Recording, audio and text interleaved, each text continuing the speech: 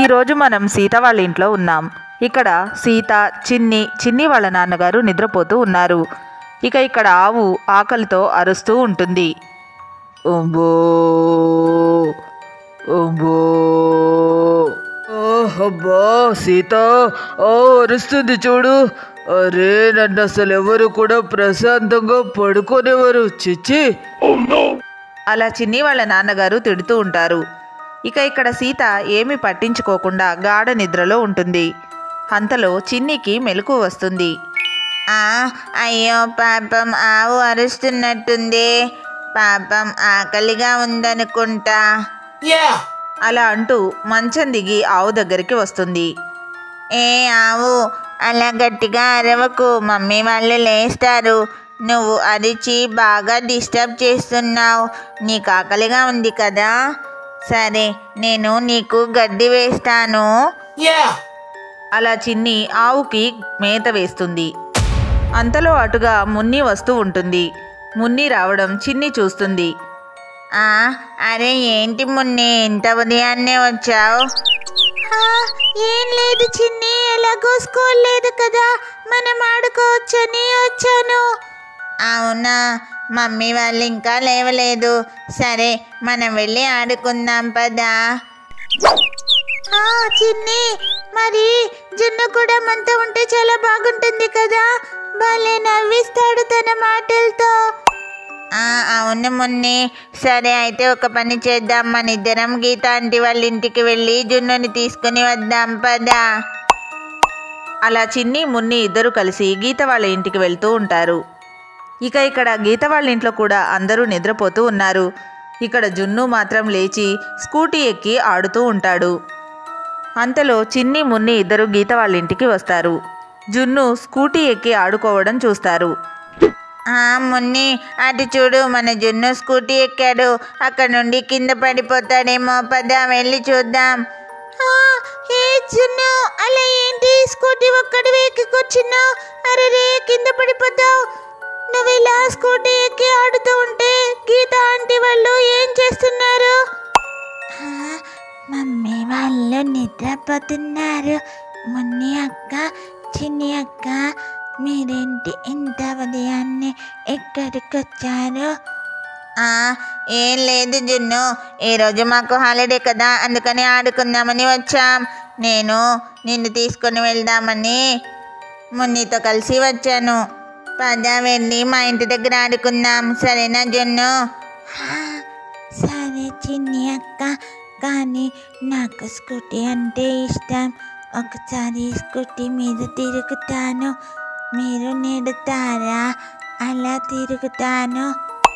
ఓ అలాగా, సరే జున్ను, కానీ ఒక్క రౌండే వేద్దాం, సరేనా మరి? అలా జున్ను స్కూటీ మీద ఎక్కి కూర్చుని ఉంటే మున్ని చిన్ని ఇద్దరు కలిసి స్కూటీని నెడుతూ జున్ను చక్కగా ఎంజాయ్ చేస్తూ స్కూటీ నడుపుతూ ఉంటాడు. అంతలో ఒక రౌండ్ అయిపోతుంది. జున్ను మాత్రం అలా నడుపుతూనే ఉంటాడు. అరే జున్ను, ఇక ఆపు, జున్ను ఆపు, స్కూటీ ఆపు. సరే చిన్ని అక్క, పదండి వెళ్దాం, ఇక ఆడుకుందాం. అలా చిన్ని మున్ని జున్ను ముగ్గురు కలిసి సీత వాళ్ళ ఇంటికి వెళ్తారు. ముగ్గురు సీత వాళ్ళ మేడ మీదకి ఎక్కుతారు. ముగ్గురు కలిసి పరుగులు పెట్టుకుంటూ ఆడుకుంటూ ఉంటారు.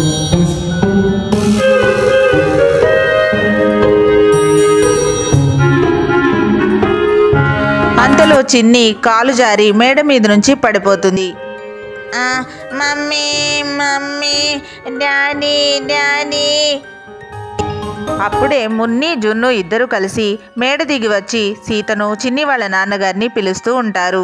మున్ని త్వరగా చిన్ని దగ్గరికి వెళ్ళి ఎలా ఉందో చూస్తూ ఉంటుంది. జున్ను సీతను పిలుస్తూ ఉంటాడు.